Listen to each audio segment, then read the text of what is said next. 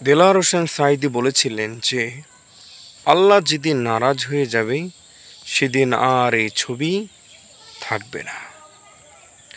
অবশেষে খবর এলো যে বাংলাদেশের যিনি জাতির আব্বা হিসাবে পরিচিত শেখ মুজিবর, তার ছবি টাকার উপর থেকে সরিয়ে ফেলা হচ্ছে। এবার দেখেন আল্লাহ তাআলা চাইলে তিনি কি না করতে পারেন, তার কতই না ক্ষমতা। কিন্তু যারা নির্বোধ তারা তো কখনোই বুঝবে না। বুঝতে পেরেছেন? এর জন্য আল্লাহর সাথে কখনো তোমরা পাল্লা নিও না। শেখ মুজিবর বাংলাদেশে 1971 সালে তিনি মুক্তিযুদ্ধের সময় নাকি তিনি নেতৃত্ব দিয়েছিলেন। তাই বলে তাকে মূর্তি বানিয়ে, একজন মুসলমানকে মূর্তি বানিয়ে বিভিন্ন জায়গায় বিভিন্ন থানায় থানায় দাঁড় করিয়ে রাখা হবে, আর এটা বাংলাদেশের মুসলমানরা তাকিয়ে তাকিয়ে দেখবে, এটা তো হতে পারে না।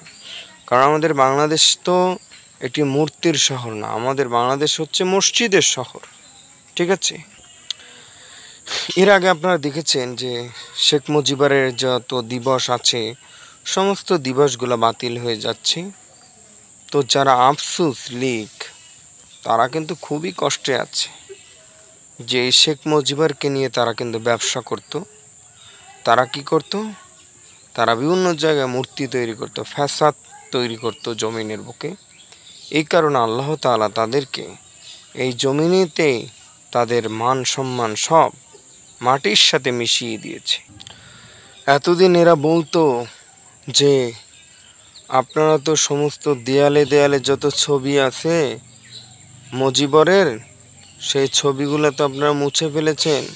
তা আপনাদের টাকার ভিতরে যে ছবি আছে, যদি সাহস থাকে তাহলে সেগুলো ফেলে দেন, সেগুলো মুছে ফেলেন।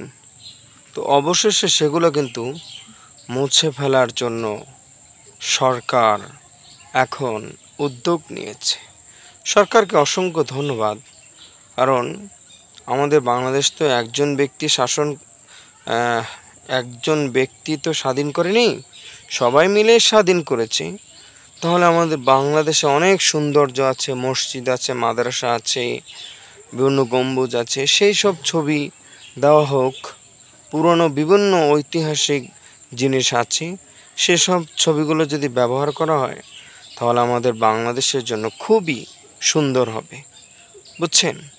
এখন আপনারা বলেন যে শেখ মুজিবরের ছবি সরিয়ে এটা কি ভালো করেছে না খারাপ করেছে, এটা একটু আপনারা কমেন্টের মাধ্যমে অবশ্যই জানাবেন। তবে আমি ব্যক্তিগতভাবে মনে করি যে এটা ভালো হয়েছে। কারণ মুসলমান রাষ্ট্রে এই ছবি নিয়ে আমরা যখন নামাজ পড়তে যাই, বিভিন্ন জায়গায় যাই, ঘরে বিভিন্ন জায়গায় ছবিগুলো থাকে, এর জন্য গুনাহ হয়। আর যে ব্যক্তির ছবি রাখা হয়েছে তিনি আজ কবরে আযাব পাচ্ছেন, কষ্ট পাচ্ছেন। এর জন্য কষ্ট লাঘব করার জন্য হয়তো ইউনূস সরকার এই ছবিগুলো বাতিল করেছেন এবং সমস্ত মূর্তিগুলো সরিয়ে দিয়েছেন, যাতে করে বেচারা যেন কবরের ভিতরে একটু যেন শান্তিতে ঘুমাতে পারে। এই যে আওয়ামী লীগের জ্বালায় বেচারা কবরের ভিতরে ঠিকমতো ঘুমাইতে পারতেছে না। বিভিন্ন পাপ যত ধরনের তার মেয়ে করতেছে, এগুলো সব তার কবরে পৌঁছাইতেছে। বুঝছেন? এর জন্য আপনারাও এরকম পাপের কাজ কইরেন না। ছবি টবি থাকলে ফালাই দিয়েন, মুছা ফেলাইন। কারণ ছবি রাখলে সবচেয়ে গুনাহ বেশি হবে। বুঝছেন? সবাই ভালো থাকবেন, সুস্থ থাকবেন। অবশেষে জাতির আব্বা মুক্তি পেল জাহান্নামের আযাব থেকে। সবাই ভালো থাকবেন।